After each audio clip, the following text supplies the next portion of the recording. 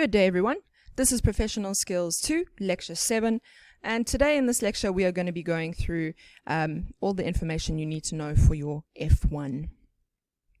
So as you know, the whole crux of professional skills is to arm you with the skills that are beyond the skills that you need in television and marketing, but the skills that you need, the soft skills that are valuable in any career path that you take. So things like your strengths and weaknesses, the values that you have, things that challenge you, etc. And that's what this assignment is going to focus on.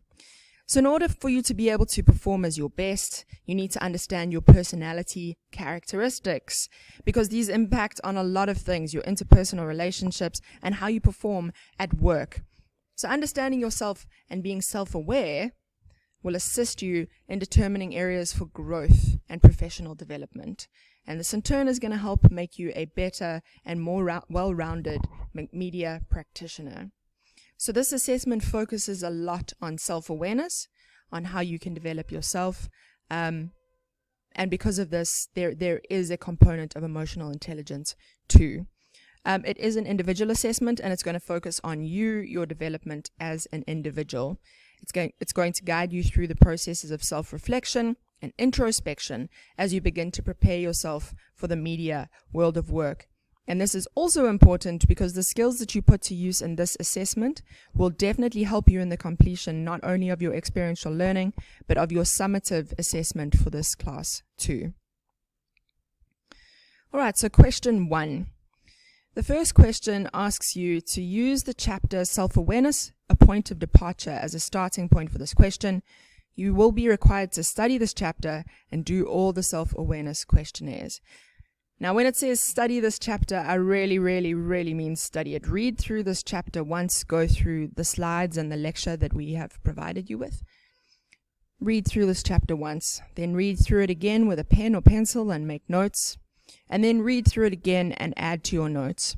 You're not going to be able to complete this question unless you fully understand everything that is covered in this chapter. It's not a long chapter, but you will need to understand all the points. If you have questions, you know how to get in touch with me.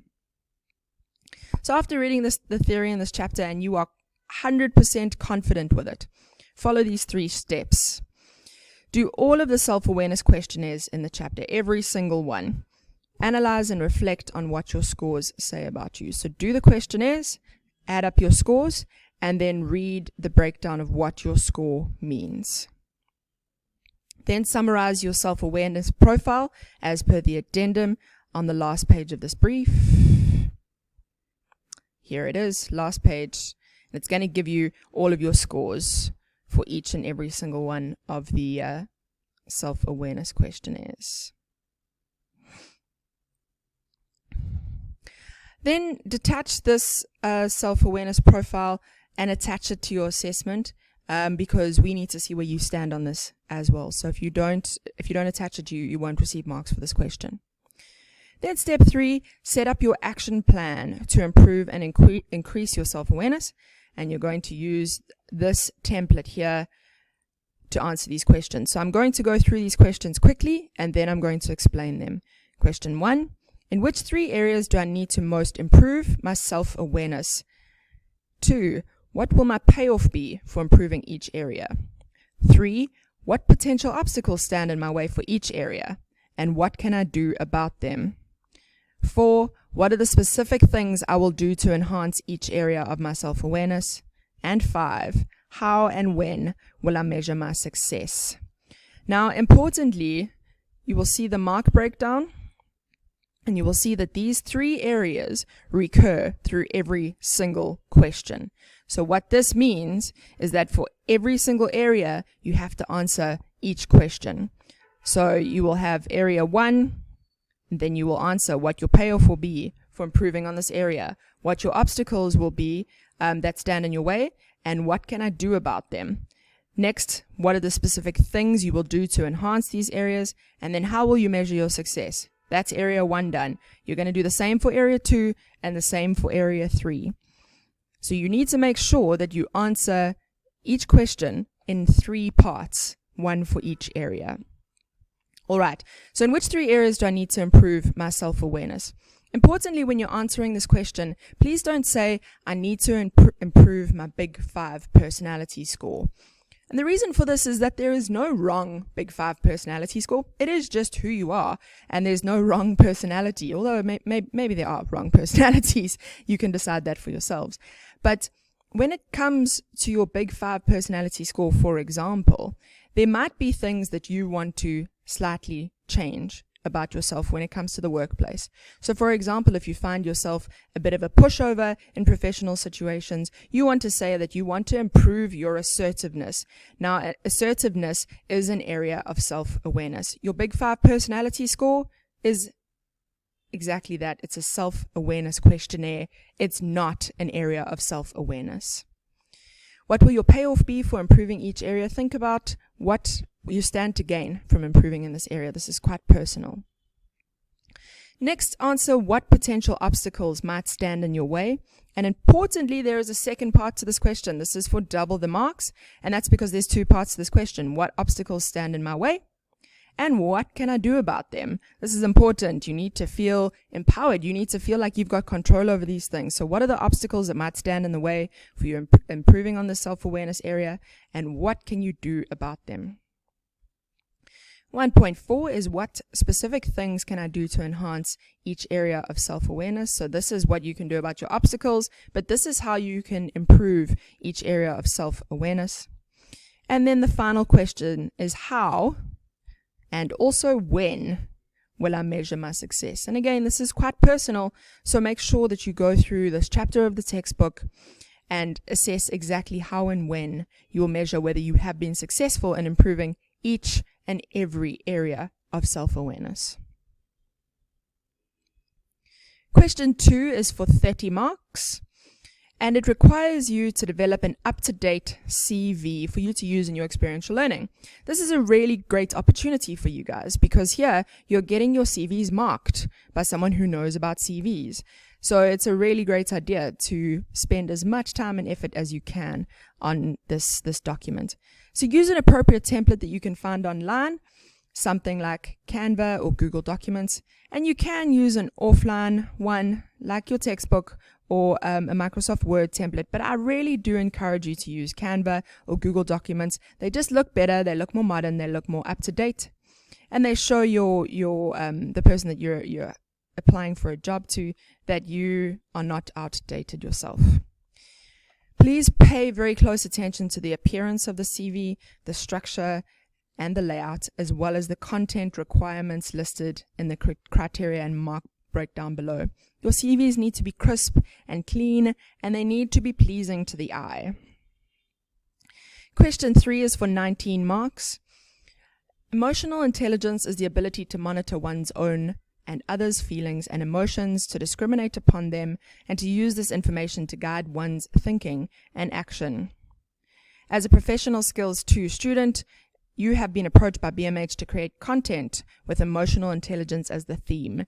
You are tasked with creating a video for BMH TV, a video. So this needs to include both videos, visuals, and audio. So I need to see things and I need to hear things. In this video, you should exhibit your understanding of emotional intelligence as an expert of emotional intelligence would, and it shouldn't be any longer than 2 minutes. You need to cover the following aspects in your video.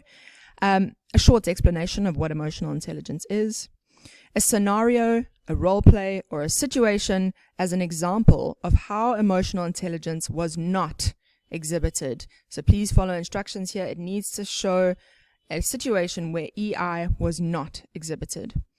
Marks will be rewarded based on thoughtful reflection. Do not consider any role player to be entirely blameless.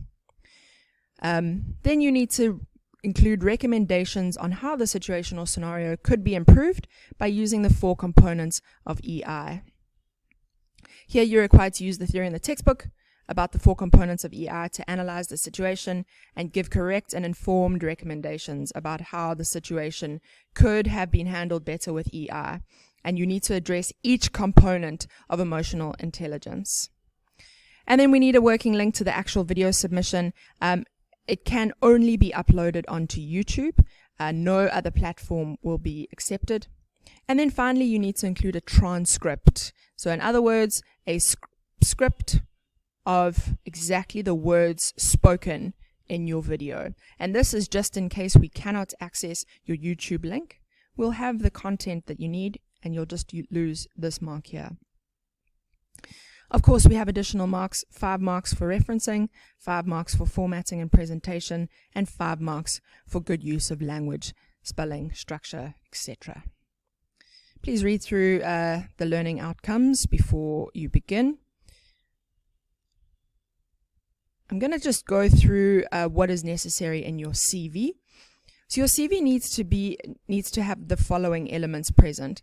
You need to have your personal information, and that needs to include your email address. And your email address needs to be professional, so not djguy79@gmail.com. It needs to be your name and surname, nothing else. The length of your CV needs to be between 1 and 2 pages. Your appearance and structures for 10 marks. Attention has been paid to the look of the CV. It's eye-catching, it's crisp, it's clear. There are design elements, headings, line spaces, bullets, and these will guide the reader's eye and highlight key points. There's a good balance between text and white space. Margins and indents or alignment are even and consistent throughout the document. In other words, the document is well structured. The various sections are in logical sequence, and your education and work history is listed in reverse chronological order. Your content is next. All necessary sections must be present. Education section is completed in sufficient detail without unnecessary information. Work history section completed in sufficient detail without unnecessary information. 2 to 3 referees listed with all necessary details. 2 communication methods provided, so have you listed 2 different ways that a recruiter might be able to get hold of you. And you've included your LinkedIn profile URL. Here, it can't just be your name, it has to be your actual LinkedIn URL. And then your writing style is for 9 marks. The writing is logical and easy to understand, and the CV is as close to perfect as possible with no careless typos, spelling, grammar or language, and punctuation errors. All right, so please get in touch if you have any questions about this assessment. Make sure that you watch the videos and listen to the lectures up until this point and any other extra collateral that's been uploaded. And get in touch on Cole Campus or via email if you have any questions. Good luck with these assessments.